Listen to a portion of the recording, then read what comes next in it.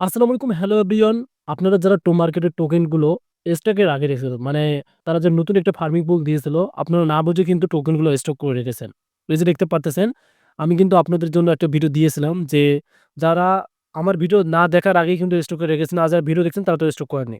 যারা ভুল করে স্টক করেছেন তাদের কোনো সমস্যা হবে কিনা বা তারা টোকেনটা আপনাদের কখন দিবে সেটা নিয়ে কিন্তু আজকের ভিডিওটা। সো এখানে দেখতে পারতেছেন, আমি কিন্তু আমার টোকেনটা স্টক করিনি। এই যে দেখতে পারতেছেন এখানে এই যে ভালোভাবে দেখতে পাচ্ছেন বুস্ট, এই যে স্টক। সো আমরা যদি এখন স্টক অপশনে ক্লিক করে দেই, স্টক অপশনে ক্লিক করে দেওয়ার পর আমাদের কিন্তু এখানে দেখা যাচ্ছে এভাবে আপনারা কিন্তু আপনাদের টোকেনগুলো ম্যাক্স করছিলেন। মানে অনেকেই টোকেন ম্যাক্স করছেন, অনেকেই এখানে দেখতে পাচ্ছে মিন যে অপশনটা, মানে আপনার ইচ্ছা যত টোকেন আপনি স্টকে রাখবেন সেটা কিন্তু এখানে সংখ্যা হিসাবে তোলা যায়। সো যারা ভুল করে স্টেক করেছেন তাদের কোনো সমস্যা হবে কিনা বা তারা কখন ট্রেডিং করতে পারবেন বা কখন তারা আপনাদের টোকেনগুলো সেল করতে পারবেন, এটা নিয়ে কিন্তু আজকের ভিডিওটি। সো ভিডিও স্কিপ করা যাবে না, ফুল দেখতে হবে, তাহলে কিন্তু আপনারা বুঝতে পারবেন। সো আমরা কিন্তু ডিটেইলসে তাদের আছি। এখানে দেখেন তাদের কিন্তু এখনো ১৩ দিন সময় আছে। তবে তোমার যে লিস্টিং হবে সেটা কিন্তু ২০ তারিখে। এই যে প্রজেক্ট লিস্টিং টাইম, মানে মার্কেট হবে ১০০% বিটগেট তাদের ১ম এক্সচেঞ্জার ২০ তারিখ কিন্তু তাদের লিস্টিং। এবং এই যে মার্কেটের যে স্টেক চলতেছে এটা কিন্তু পুল শেষ হবে ১৩ তারিখ। সেক্ষেত্রে বুঝতে পারতেছেন এখনো কিন্তু মানে ২০ তারিখের পর কিন্তু একেবারে ২৪ তারিখ পড়ে যায়। আজকে হিসাবে কিন্তু আপনি দেখতে পাচ্ছেন এই যে ফর ১৪ রেস, সেক্ষেত্রে ২০ তারিখ যদি লিস্টিং হয় তাহলে কিন্তু ১৪ তারিখ তাদের মানে ১৪ দিন এখনো আছে, ২৪ তারিখ পড়ে যায়। ২০ তারিখ যদি আপনি আপনার টোকেনটা সেল করেন তাহলে কি হবে? একটা প্রি মার্কেট বেশি থাকবে। যারা স্টক করেছেন তারা কিন্তু ২০ তারিখে সেল করতে পারবেন না আপনাদের টোকেনটা।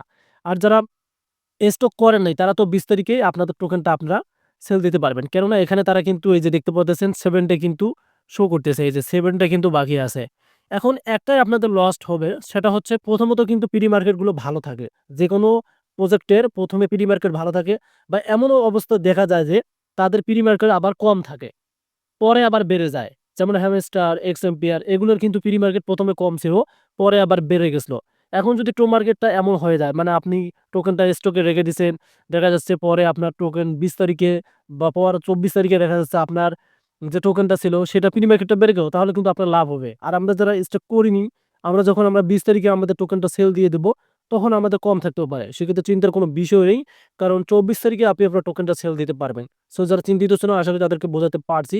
সো ভুল করে যেহেতু আপনি আপনাদের টোকেনটা এখান থেকে স্টেক করে রেখেছিলেন, সেক্ষেত্রে আপনারা এটা কোনো কনফিউজ থাকবেন না বা টেনশন করবেন না। কারণ ২৪ তারিখে আপনি আপনার টোকেনটা সেল দিতে পারবেন। হয়তো একটা ভালো প্রি মার্কেট পেতে পারেন। দেখা যাবে ২৪ তারিখে এবং ২০ তারিখে বোঝা যাবে তাদের প্রি মার্কেট কিরকম এবং আমরা কত ডলার পেতে পারি। সো আশা করি আপনাদেরকে ভিডিওতে বোঝাতে পারছি। যারা এটা নিয়ে একটু প্রবলেম ফেস করছিলেন, ভাবলাম যে একটা ভিডিও দিই আপনাদেরকে। কেননা আপনারা অনেকেই চিন্তিত আছেন যেহেতু ভুল করে টোকেনগুলো সেল করে দিয়েছেন। আর কার কত টোকেন আছে একটু কমেন্টে জানিয়ে দেবেন। আমি আপনাদের কমেন্টে ফিডব্যাক করব। আর প্রি মার্কেট কিন্তু ভালোই আছে মার্কেটের। ২০ তারিখে আমরা আমাদের টোকেন সেল করব যারা স্টক করেনি। আর যারা স্টক করেছেন তারা ২৪ তারিখে সেল করতে পারবেন।